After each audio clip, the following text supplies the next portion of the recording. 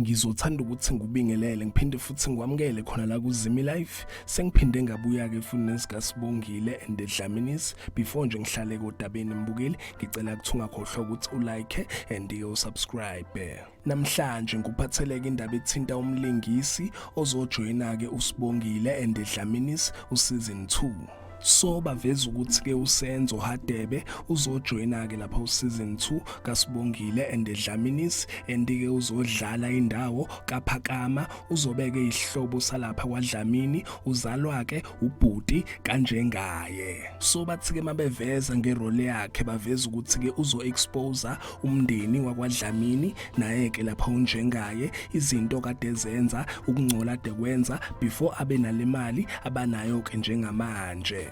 Ukufika kwakhe kuPhakama kuzophuma ke imfihlo eziningi lapha kwaDlamini esingazazi. Babeke sebeveza futhi ukuthi ke yena ke uPhakama uzoxabana kakhulu ke naye ke lapha ukwenzo. So kunjalo ke mbukeli, kuningi okusazovela ngawo ke lapha umndeni wakwaDlamini, even naye kuphetheni kusazovela ke izinto eziningi ngaye. Ngangivezile ke before ukuthi ke uphetheni usazo exposewa isikhathi ke impela sakhe naye siyeza.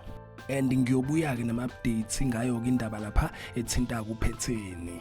uSenzo Hadebe uzojoyina kuSibongile and Dlamini's useason 2. Ziphela lapha ke mbukeli, izoke indaba ade ngikuphathele zona lezi indaba ke nje isematheni. Ngicela ke nje mbukeli ukuthi ungakhohlwa ukuthi ke ulike and usubscribe. Ake ngithi ke nje mbukeli, danke, ngiyazi, bongela.